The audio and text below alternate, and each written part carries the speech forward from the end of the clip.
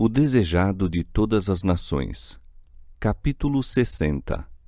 A lei do novo reino. Aproximava-se o tempo da Páscoa e novamente se dirigiu Jesus para Jerusalém. Reinava em seu coração a paz de uma perfeita unidade com a vontade do Pai e com passo decidido avançava para o lugar do sacrifício. Dos discípulos, porém, apoderava-se um sentimento de mistério, de dúvida e temor.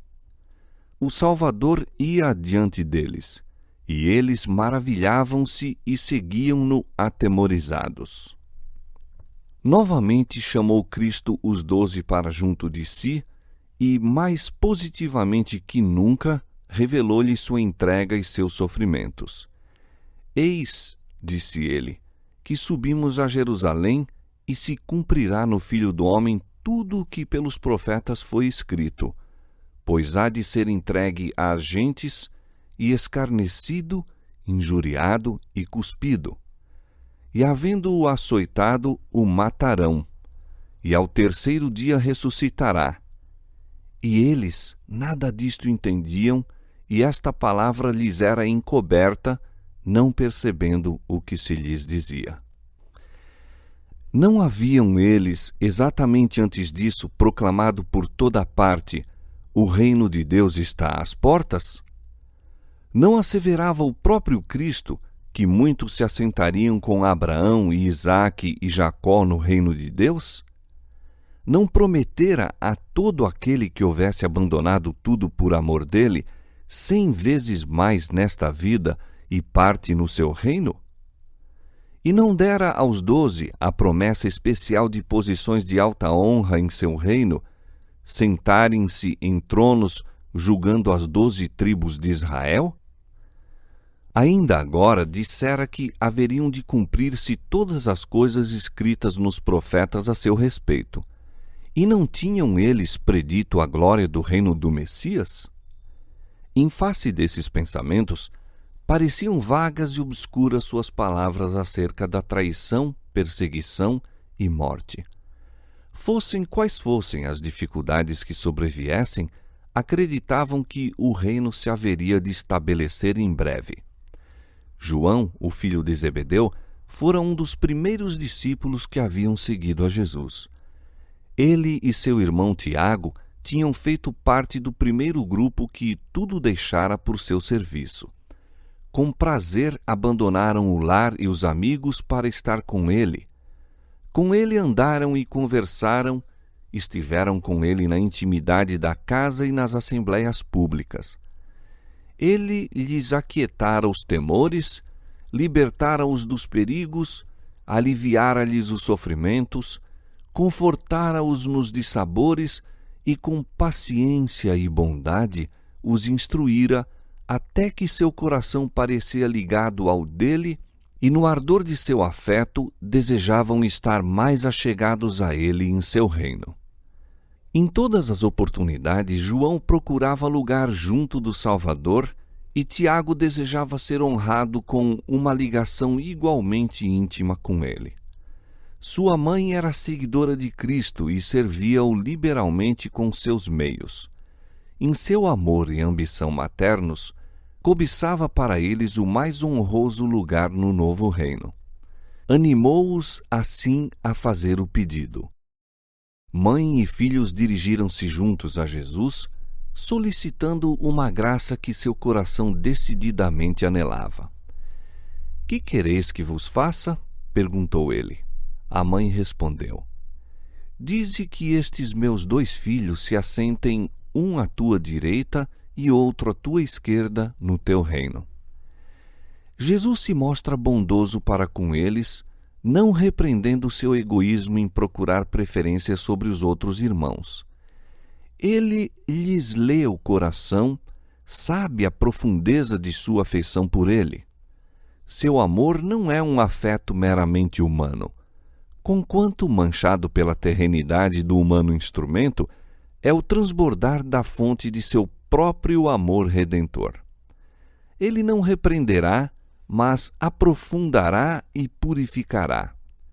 Disse: Podeis vós beber o cálice que eu hei de beber, e ser batizado com o batismo com que eu sou batizado? Lembram-se de suas misteriosas palavras indicando provação e sofrimento, todavia respondem confiantemente: podemos. Reputariam a mais elevada honra o demonstrar sua lealdade em compartilhar tudo quanto houvesse de sobrevir a seu Senhor. Em verdade, vós bebereis o cálice que eu hei de beber, e sereis batizados com o batismo com que eu sou batizado, disse. Diante dele achava-se uma cruz em lugar de um trono, e 2 malfeitores como companheiros, um à direita e outro à esquerda. João e Tiago haviam de partilhar dos sofrimentos de seu mestre. O primeiro dos irmãos, a perecer à espada. O outro, o que mais longamente havia de suportar a fadiga, o opróbrio e a perseguição.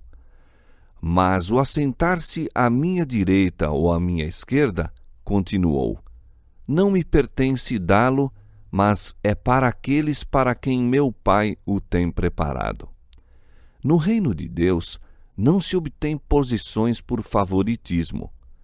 Não são alcançadas nem recebidas por uma concessão arbitrária. São o resultado do caráter. O trono e a coroa são os penhores de uma condição atingida. São os testemunhos da vitória sobre o próprio eu por meio de nosso Senhor Jesus Cristo. Muito posteriormente, quando o discípulo chegar à identificação com Cristo, através da participação dos seus sofrimentos, o Senhor revelou a João as condições de mais proximidade no seu reino. Ao que vencer, disse Cristo, lhe concederei que se assente comigo no meu trono, assim como eu venci e me assentei com meu Pai no seu trono. A quem vencer, eu o farei coluna no templo do meu Deus, e escreverei sobre ele o meu nome. Assim escreveu o apóstolo Paulo: já estou sendo oferecido por aspersão de sacrifício, e o tempo de minha partida está próximo. Combati o bom combate, acabei a carreira, guardei a fé. Desde agora, a coroa da justiça me está guardada, a qual o Senhor, justo juiz, me dará naquele dia. Mais perto de Cristo estará aquele que, na terra, mais profundamente sorveu do espírito de seu abnegado amor, amor que não se ensoberbece, não busca os seus interesses, não se irrita, não suspeita mal, amor que move o discípulo, como fazia o Senhor, a dar tudo, a viver, trabalhar e sacrificar-se até a própria morte pela salvação da humanidade. Este espírito foi manifestado na vida de Paulo. Disse ele: para mim o viver é Cristo, pois sua vida revelava Cristo aos homens. E o morrer é ganho, ganho para Cristo. A própria morte tornaria patente o poder de sua graça e atrairia almas para ele. Cristo será engrandecido no meu corpo, disse ele, seja pela vida, seja pela morte. Filipenses capítulo 1, versos 21 e 20. Quando os 10 ouviram do pedido de Tiago e João, ficaram muito desgostosos. O mais elevado lugar no reino era exatamente o que cada um deles buscava para si mesmo, e zangaram-se porque os 2 discípulos lhes houvessem obtido aparente vantagem. Novamente o conflito acerca de quem deveria ser o maior estava a ponto de se renovar, quando Jesus, chamando-os para si, disse aos indignados discípulos: sabeis que os que julgam ser príncipes das gentes, delas se assenhoreiam, e os seus grandes usam de autoridade sobre elas. Mas entre vós não será assim. Nos reinos do mundo, a posição implicava em engrandecimento próprio. Supunha-se que o povo existia para benefício das classes dominantes. Influência, fortuna, educação eram outros tantos meios de empolgar as massas para proveito dos dirigentes.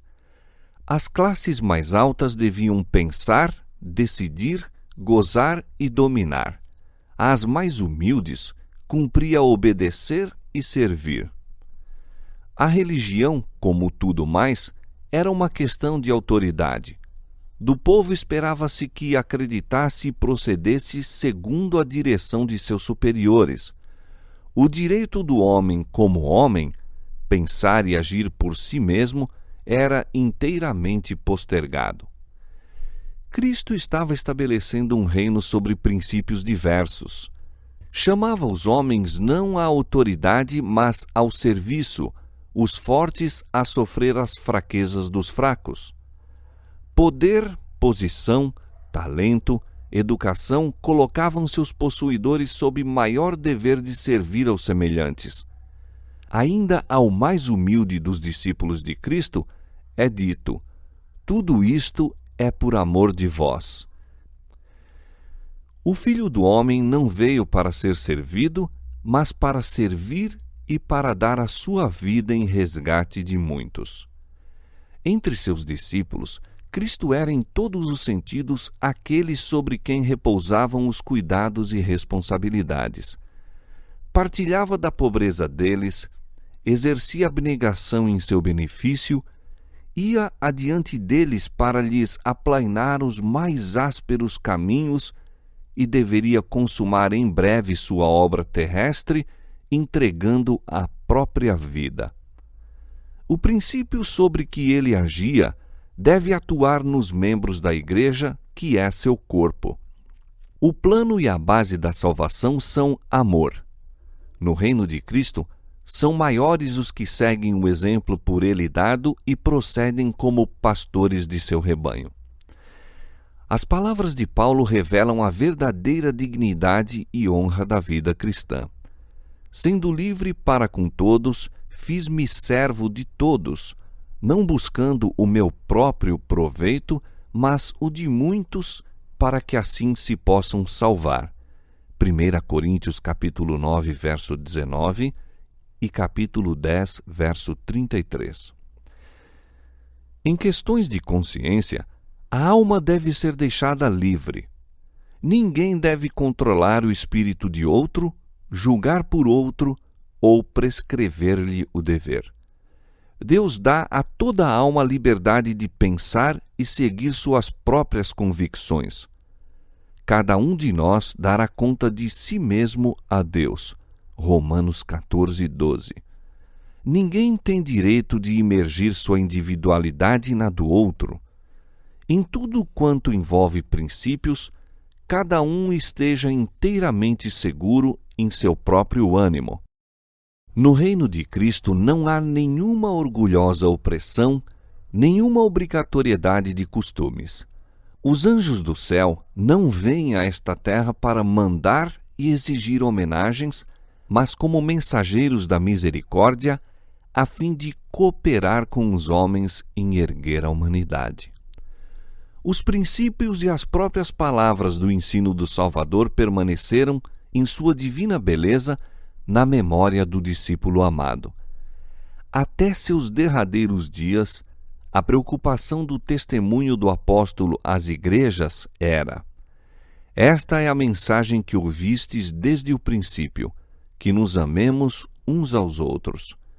Conhecemos a caridade nisto, que ele deu a sua vida por nós, e nós devemos dar a vida pelos irmãos. 1 João, capítulo 3, versos 11 e 16. Era esse o espírito que dominava a igreja primitiva. Depois do derramamento do Espírito Santo, era um o coração e a alma dos que criam, e ninguém dizia que coisa alguma do que possuía era sua própria. Nem havia entre eles necessitado algum. E os apóstolos davam, com grande poder, testemunho da ressurreição do Senhor Jesus, e em todos eles havia abundante graça. Atos capítulo 4, versos 32, 34 e 33.